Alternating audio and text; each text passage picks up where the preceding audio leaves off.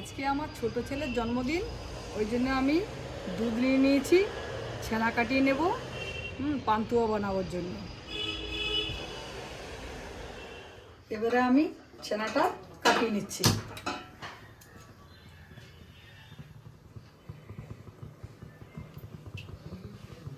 এই ছানা কাটানো পাউডার দিয়ে আমি দুধটা কাটিয়ে নেব। দুধটা ফুটে উঠেছে,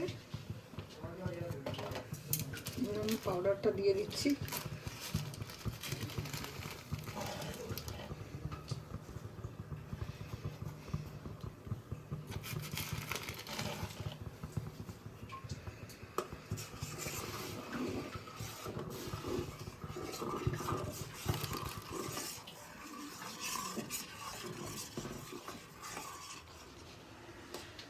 ছানাটা আমি আধ ঘন্টার জন্য এবারে রেখে দেবো, ঠান্ডা হলে আবার ছেঁকে নেব। এবারে আমি সুতির কাপড় দিয়ে ছানাটা ছেঁকে নিলাম।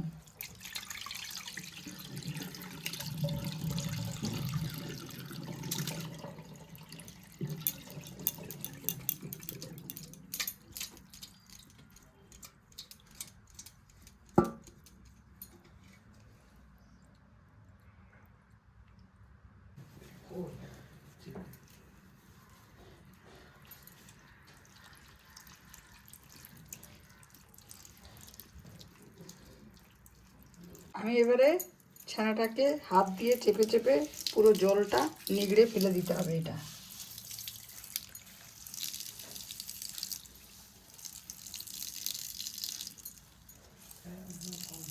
ছানাটা আমি জল ঝরিয়ে রেখেছি, খুব সুন্দর ঝরঝরে হয়ে গেছে। এবারে আমি এর সাথে খোয়া দেব।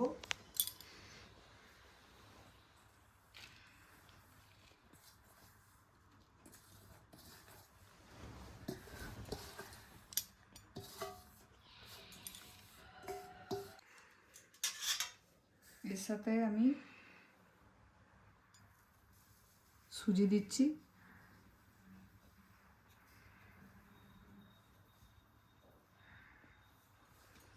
আমি আপনাদের পরিমাণ বলে দিচ্ছি। এখানে 500 গ্রাম ছানা আছে, 500 গ্রাম খোয়া আছে, আর 150 গ্রাম সুজি দিয়েছি।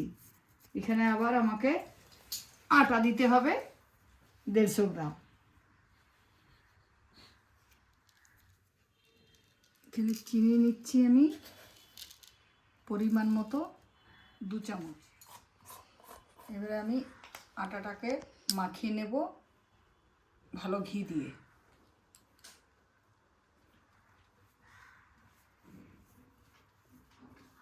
এবারে আমি একটুখানি খাবার সোডা দিয়ে দিচ্ছি।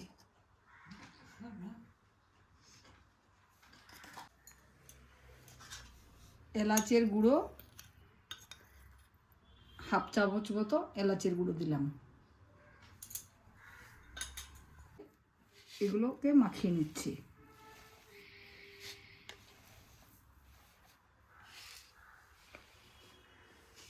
রেডি হয়ে গেছে পুরো। এবারে আমি ভালো করে এগুলো পান্তুয়া শেপে বানিয়ে নিচ্ছি।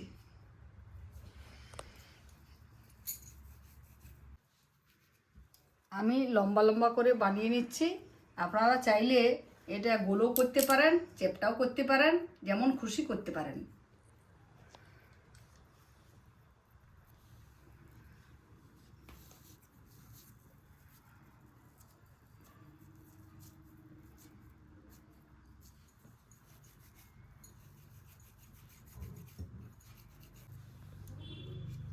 বন্ধুরা, আমি দুরকম শেপেই করেছি, গোলও করেছি, লম্বাও করেছি।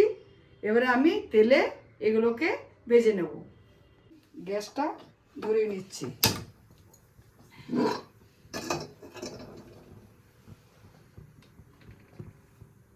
সাদা তেল দিয়ে দিচ্ছি কড়াইয়ে।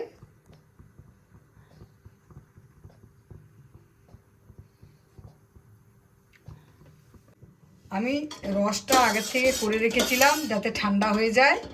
তাছাড়া মানে পান্তুয়ার রস একটু ঠান্ডা না হলে ভালো রস খেতে চায় না। আর আমি এইখানে এলাচ, একটু গোটা এলাচকে থেতো করে এই রসের মধ্যে ফেলে রেখেছি। এবারে আমি পান্তুয়াগুলো একে একে ছেড়ে দিচ্ছি।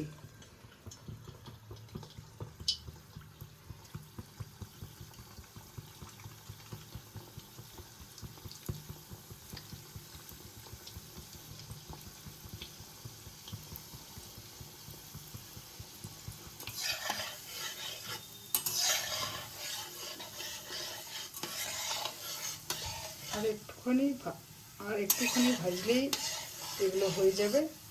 প্রায় হয়ে গেছে লাল লাল, একটুখানি লাল লাল করতে হয় পান্তুয়া। তো পান্তুয়াগুলো ভালোভাবে লাল লাল হয়ে গেছে। এবারে আমি তুলে নিচ্ছি, দিয়ে রসে ছেড়ে দেবো।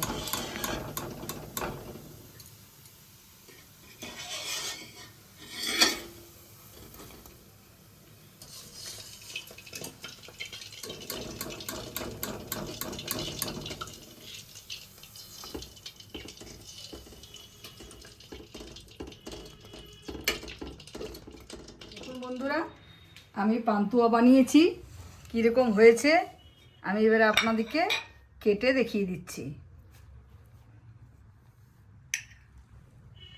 দারুণ সুন্দর রস খেয়েছে, দেখুন কি সুন্দর রস খেয়েছে।